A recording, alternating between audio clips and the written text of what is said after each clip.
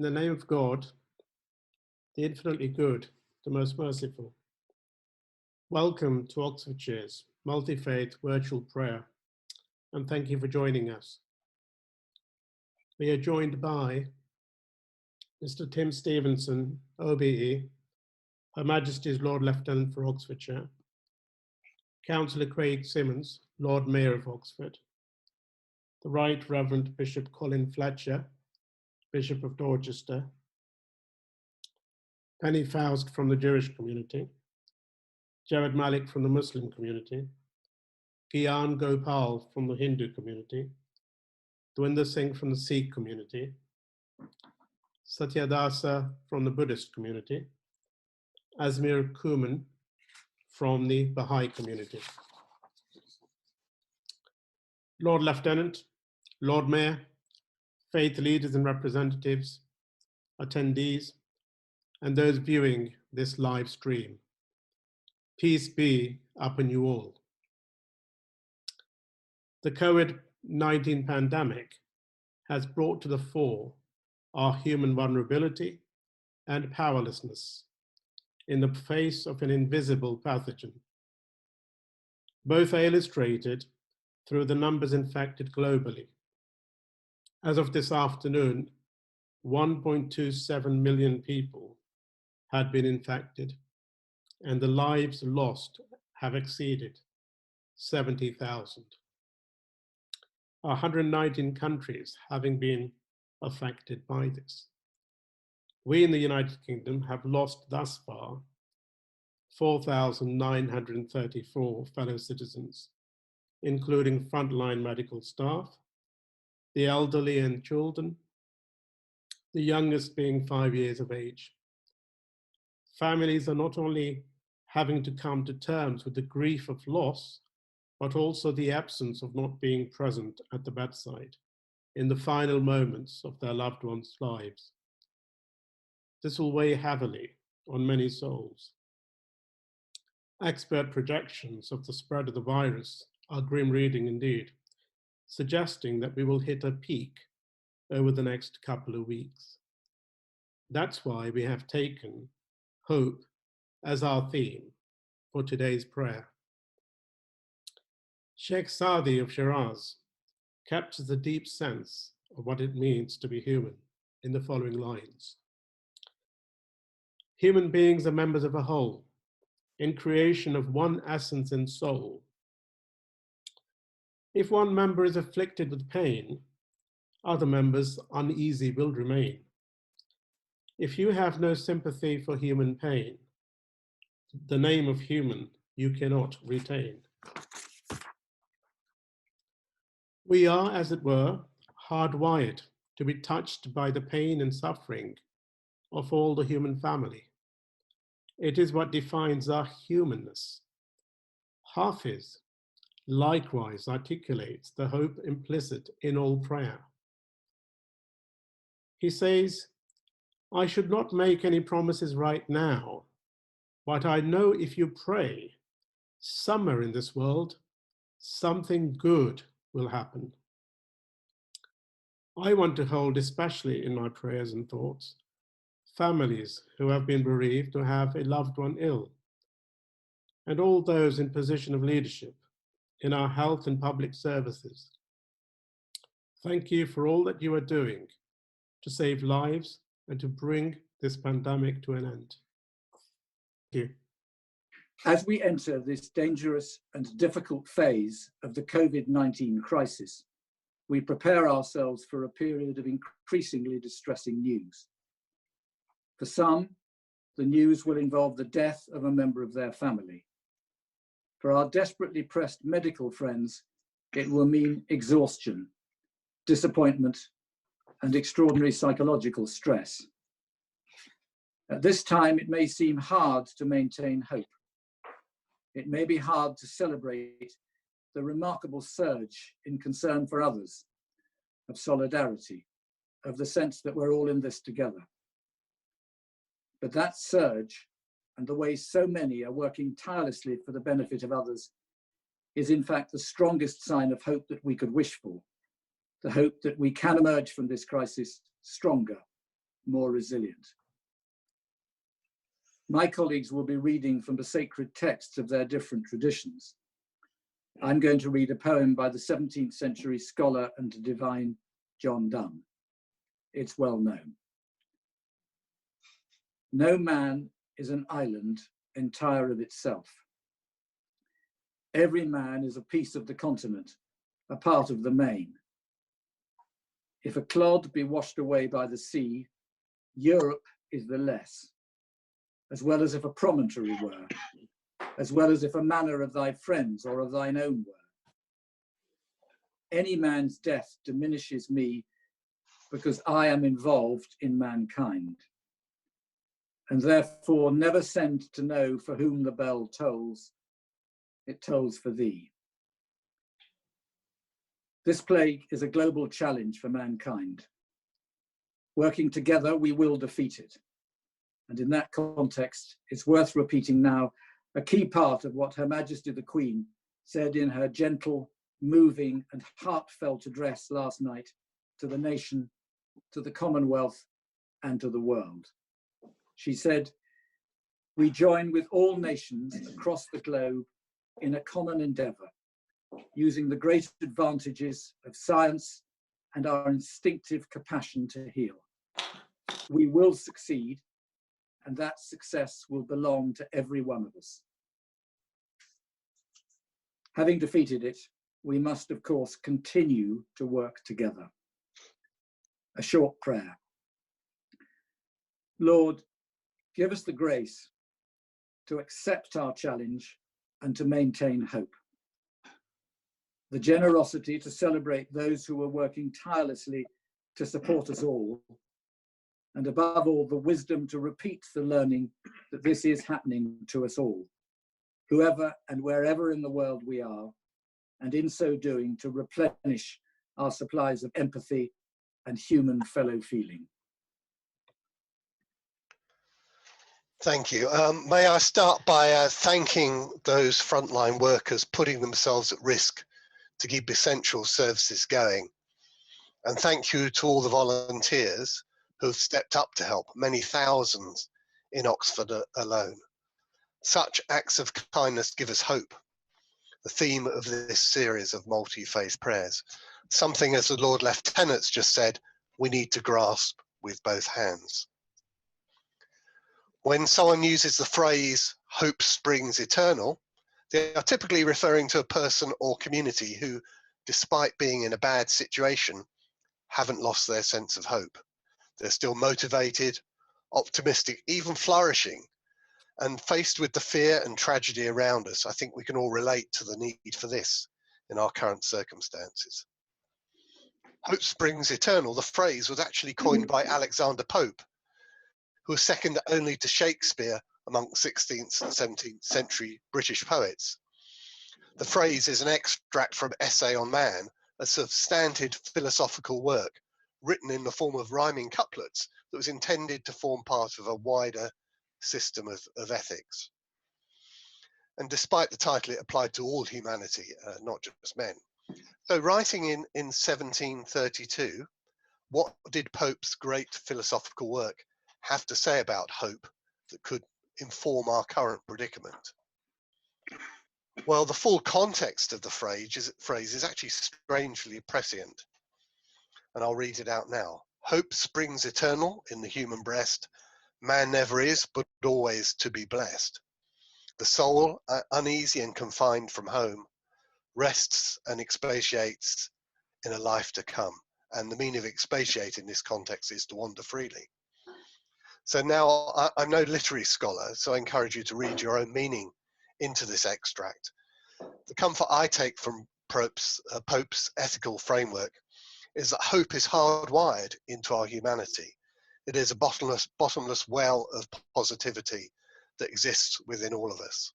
At times like this, we need to draw upon this reserve to see beyond the current crisis and to take us forward beyond the current crisis.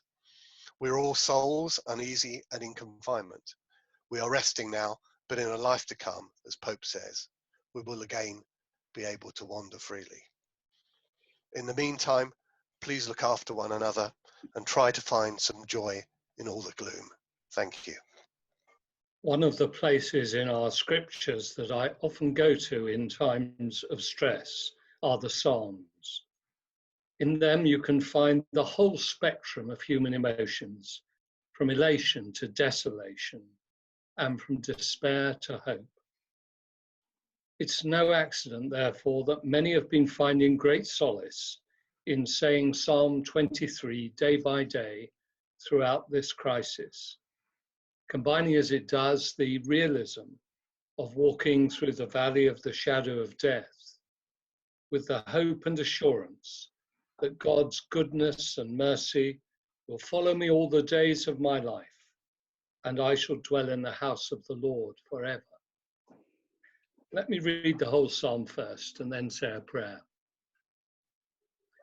The Lord is my shepherd, I shall not want. He makes me lie down in green pastures. He leads me beside still waters. He restores my soul. He leads me in right paths for his name's sake. Even though I walk through the valley of the shadow of death, I will fear no evil, for you are with me. Your rod and your staff, they comfort me.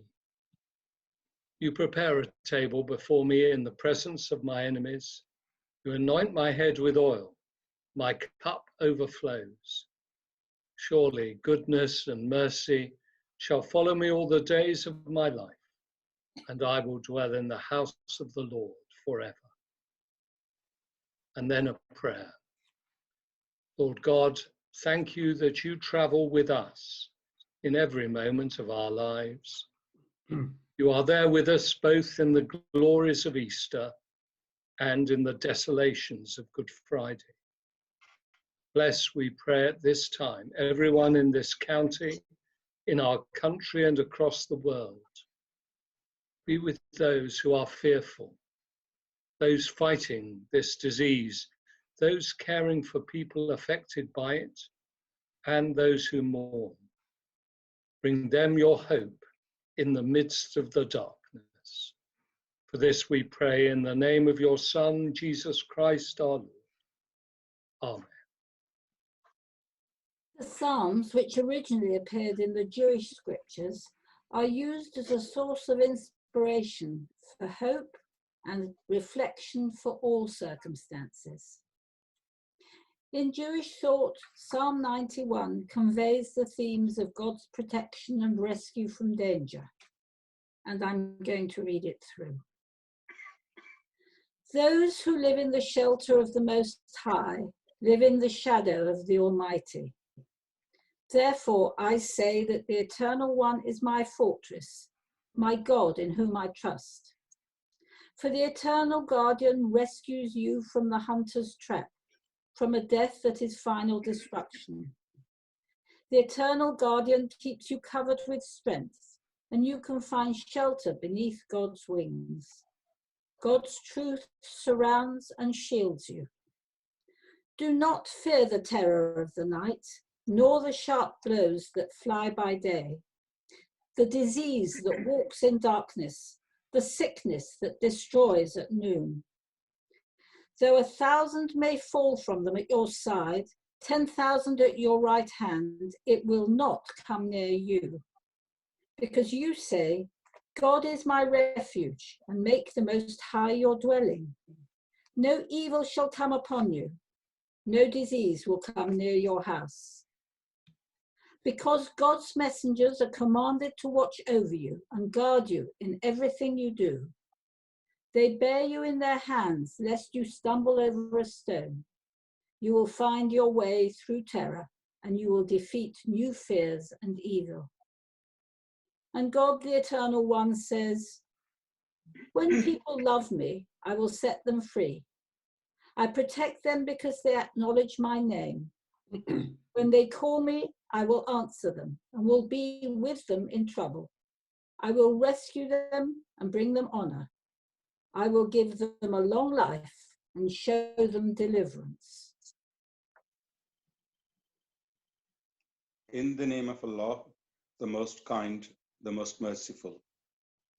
We are surrounded with bad news all around us.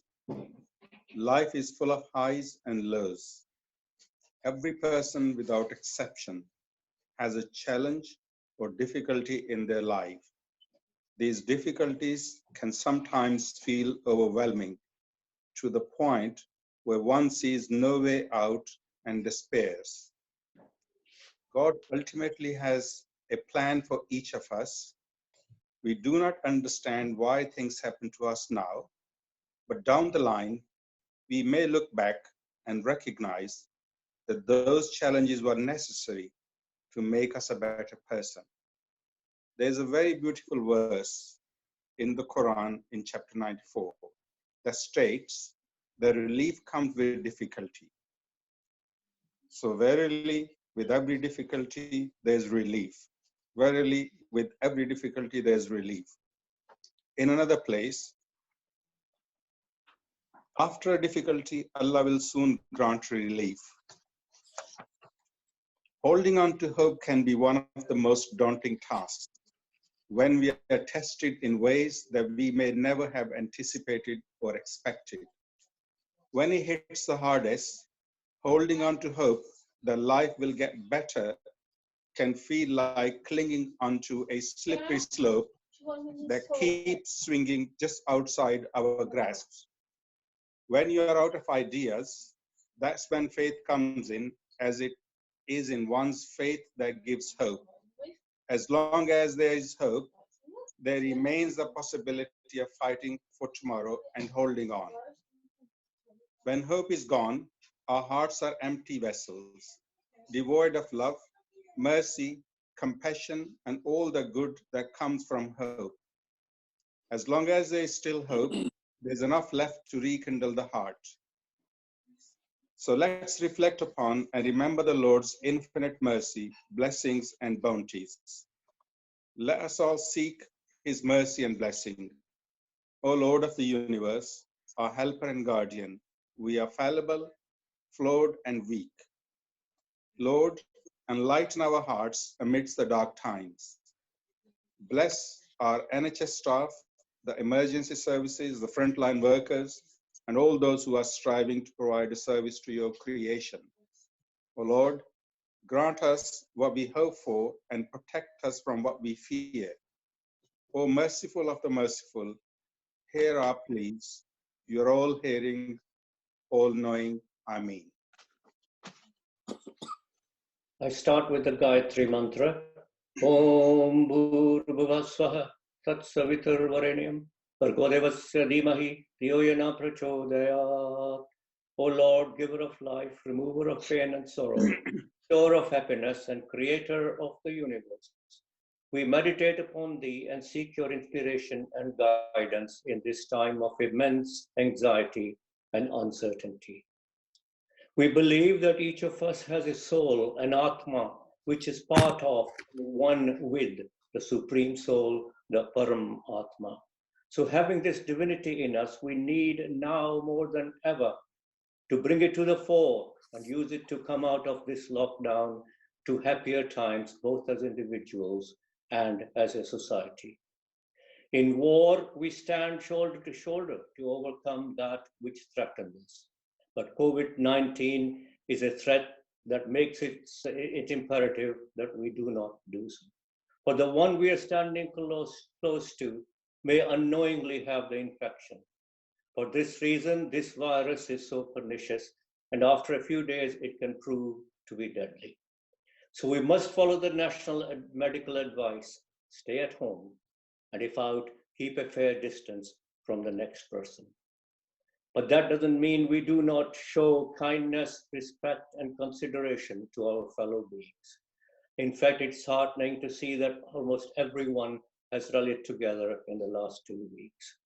I'm reminded of what Lord Krishna says in the Bhagavad Gita. He says, be sure that in nature, nothing is ever permanent. We should therefore take comfort from the fact that this period of anxiety and uncertainty will end. Human intelligence and creativity will defeat COVID-19. In the meantime, we must applaud the efforts of people in the front line of this fight. Not only the NHS staff, the engineers, the scientists, and also those working to ensure that we are supplied with the necessities of life. Om Trayambakam Yajamahe Sugandhim Pushtivardhanam Urvarukmeva Bandhanan Mrityormokshima Amritat. O sustainer of the world, destroyer of illness and supporter of all, just as a ripe fruit gets released from its branch, so free us from this terrible disease. Om Sahano Avatu, Sahano Bhunaktu, Sahaviryam Karvavahe, Tejasvino Aditam, Astu Ma Vidvishavahe. O Lord, protect us, all of us, nourish all of us. May we speak conjointly, may we work conjointly with great energy, and may our efforts be vigorous and effective. Om Sarve Bhavantu Sukhinam, Sarve Santu Niramaya, Sarve Bhadrani Pashyantu, Ma Kaschit Dukkha Bhagave. O Lord, may all beings be happy, may all be free from misery and ill health, may all be in harmony and friendship, and may all be free from pain. Om Shanti, Shanti, Shanti. May there be peace in the world, may there be peace around me, and may there be peace within me. Hari Om. Hello, everyone. What is the consoling message of Buddhism? Well, of course, there is no easy consolation for this life. Life contains difficulties and suffering that we cannot easily sweep away through either psychological or religious thinking, nor should we sweep it away. Buddhism teaches that the consolation or the opportunity of this life is that through awareness, human awareness, and with practice, we can transform the many inevitable sufferings of this life into the energy of love and service. This being a multi-faith service, I thought I would offer something on this theme from a faith not my own. Many Buddhists love the words of Rumi, the 13th century Sufi poet. In them we find a plain language, often without any explicit theology, that points simultaneously to the heart of the human condition and its transcendence. They ring true to life. In his most famous poem, The Guest House, Rumi gives us a lesson on how to do this, to transform our life in the face of those sufferings that arise from within. And his message is, turn towards whatever arises, whether it's pleasant or unpleasant, with a kindliness, as if you're welcoming a guest into your house. It's confirmed in studies of brain activity that when we turn towards unpleasant states and we give them a kind, welcoming attention, saying hello to our worries, fears, angers, resentments, they lose their grip on us. Negative states of mind want to keep us on the run, in fight or flight or freeze. In this coronavirus crisis, we have less places to run, so perhaps it's a chance to look within, in the confidence that in our deepest nature, we do have the capacity to bear with more suffering than we think we do. And as Rumi points out, when we do this, we open up the possibility of joy and delight and connection. Once we've opened that door, everything becomes possible. The Guest House by Jalaluddin Rumi. This human being is a guest house. Every morning, a new arrival. A joy, a depression, a meanness. Some momentary awareness comes as an unexpected visitor. Welcome and entertain them all. Even if they're a crowd of sorrows who violently sweep your house empty of its furniture, still treat each guest honorably. He may be clearing you out for some new delight. The dark thought, the shame, the malice, meet them at the door laughing and invite them in. Be grateful for whoever comes, because each has been sent as a guide from beyond. Seldom has it been more evident that society's collective strength is dependent on the unity it can manifest in action, from the international stage to local communities. Baha'u'llah, the founder of the Baha'i faith, set out in his writings a vision of world unity and I'd like to share with you some of his teachings that can give us hope. He said, "So powerful is the light of unity that it can illumine the whole earth. Ye are the fruits of one tree and the leaves of one branch." Just as a candle's purpose is to provide light, the human soul was created to give generously. We fulfill our highest purpose in a life of service in which we offer our time, energy, knowledge, and resources. Therefore, strive with heart and soul until we have the reality of our unity in our midst.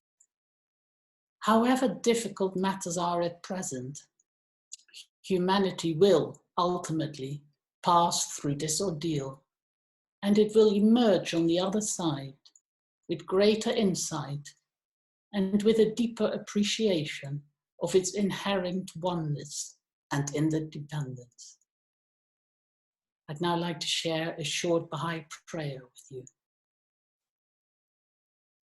O God, armed with the power of thy name, nothing can ever hurt me, and with thy love in my heart, all the world's afflictions can in no wise alarm me. Be the well-wisher of all, and strive to cultivate hope for the future of humanity, to foster purposeful effort, and to celebrate the endeavours of all those in the world who work to promote unity and alleviate human suffering. So powerful is the light of unity that it can envelop the whole world. Thank you.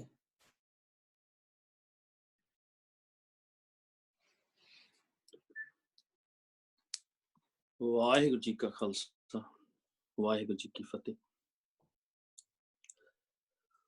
When you have lost hope, you have lost everything.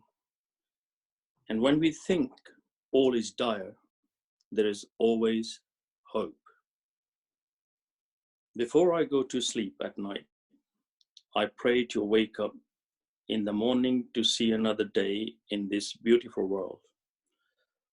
Although we have so much going on with coronavirus and listening to the news, WhatsApp, Facebook, Twitter, a lot of the time it is a negative news.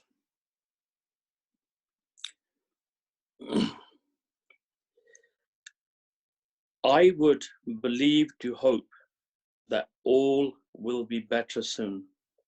I hope and pray for the countries that are less fortunate than us, living in the United Kingdom, who have a great struggle in their life due to lockdown. Those who cannot go to work and earn money and bring food to their family. To give those people hope, members of the UK community are sending essential food to poorer countries to help provide the essential things for them. We pray to God and hope that our prayers will be heard and answered. I strongly believe and hope that there are more good people in the world looking out for one another, so ensure that essential needs can be taken care of. Just like the 750,000 volunteers who have given up their time to help those in need with medication and essential food and toiletries. Our whole life is determined by hope. If we have no hope, we could end up in a bad corner. The greater hope will put us in a better place. I hope that we will overcome this pandemic in the near future. And I'd like to say thank you to all the country who are soldiers, I believe, especially the NHS, and losing their staff and still carrying on with the great work. And we hope that everyone will overcome this very soon. God bless all. Waheguru Ji Ka Khalsa, Waheguru Ji Ki Fateh. Thank you for joining us for this virtual multi-faith prayer. I want to especially thank all the contributors, thank the attendees, and also those who've joined us on the Streamline on our Facebook page. Please keep safe, and do please look out for those who are vulnerable, self-isolating and lonely in your communities. And I close with a sentiment found across the different faiths and cultures of the world, and expressed especially at difficult times. This too shall pass. Thank you very much for joining us.